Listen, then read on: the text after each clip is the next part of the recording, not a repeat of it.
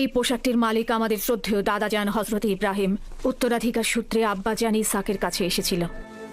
এখন তুমি হচ্ছ এর উত্তরাধিকারী। যেহেতু আমি আমার পিতার প্রথম সন্তান ছিলাম, তাই তোমার অনুপস্থিতিতে আমি একে সংরক্ষণ করেছি। এখন আমাকে দেওয়া আমানত তোমার কাছে সমর্পণ করলাম। আমার আব্বাজানের আসিয়তের ভিত্তিতে তোমার পরে পরবর্তী আম্বিয়ার কাছে পোশাকটি পৌঁছাবে।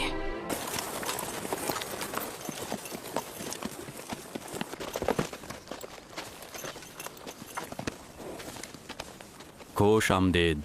খোদার নবীর আগমন সাদরে গ্রহণ করছি এবং আপনার শোকের সমবেদনা জ্ঞাপন করছি। আপনার উপরে যে মুসিবত নেমে এসেছে, খোদা তাআলা আপনাকে ধৈর্য ধারণ করার তৌফিক দান করুক।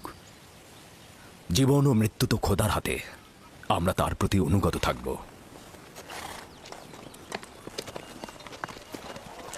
খোশ আমদেদ। খোদা আপনাদের সহায় হোক। খোশ আমদেদ, খোশ আমদেদ, খোশ আমদেদ।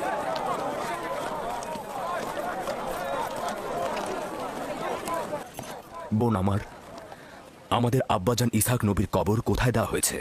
তুমি সে জায়গাটা চেনো। আমাদের দাদাজান হযরত ইব্রাহিম ও তার সহধর্মিনী মাকফিনা আর আমাদের আম্মাজানের কবরও ওখানেই দেওয়া হয়েছে। প্রথমে জিয়ারত, পরে তাদের সাথে নতুন করে প্রতিশ্রুতিবদ্ধ হব। লিয়া, সবাইকে বলো আমরা একসঙ্গে সেখানে যাব। ইয়াহুদা, লাবি, বাসমে, তোমাকে যে আমানতটা রাখতে দিয়েছিলাম সেটা নিয়ে এসো। আমরা আব্বাজানের কবর জিয়ারত করতে যাচ্ছি। জি।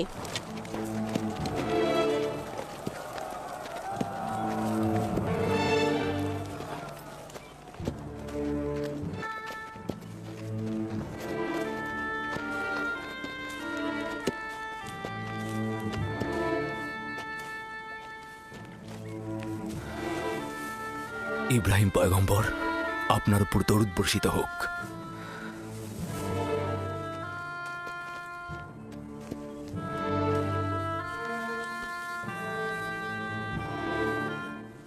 খোদা তাআলা ইসহাক ও ইব্রাহিমের রূহকে শান্তি দান করুক। কেনানের অধিবাসীগণ তাদের ঈমানের হেদায়েতের জন্য তাদের কাছে ঋণী।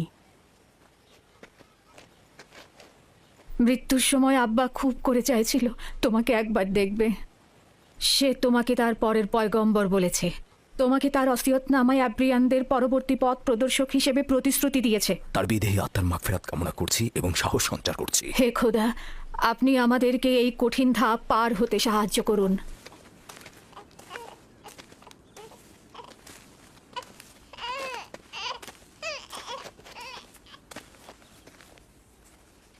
এই পোশাকটির মালিক আমাদের শ্রদ্ধেয় দাদাজান হযরত ইব্রাহিম উত্তরাধিকার সূত্রে আব্বাজান ইসহাকের কাছে এসেছিল। এখন তুমি হচ্ছ এর উত্তরাধিকারী। যেহেতু আমি আমার পিতার প্রথম সন্তান ছিলাম, তাই তোমার অনুপস্থিতিতে আমি একে সংরক্ষণ করেছি।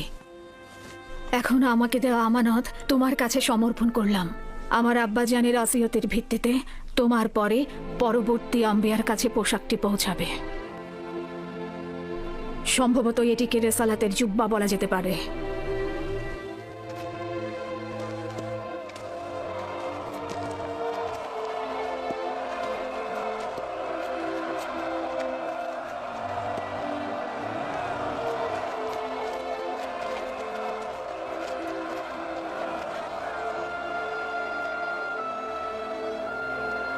আমিও কেনানের অধিবাসীগণ তোমার কাছে বাইয়াত গ্রহণ করছি আর তোমার রিসালাতকে স্বীকৃতি দিচ্ছি।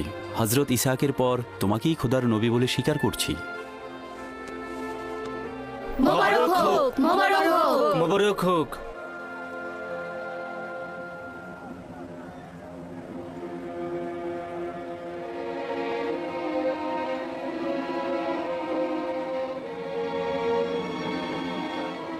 তুমিও কি এটাই ভাবছো যে আব্বাজানের পরে এই জামা কার কাছে যাবে?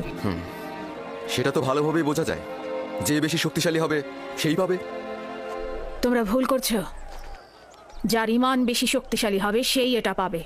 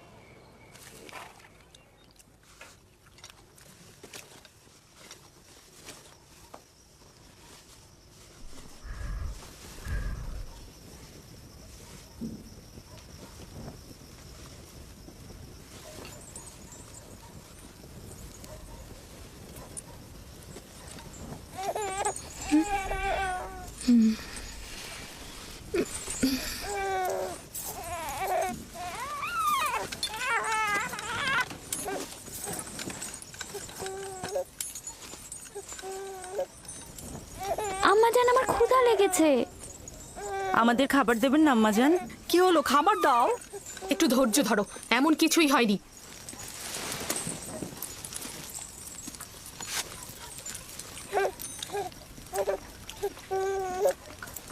নাও।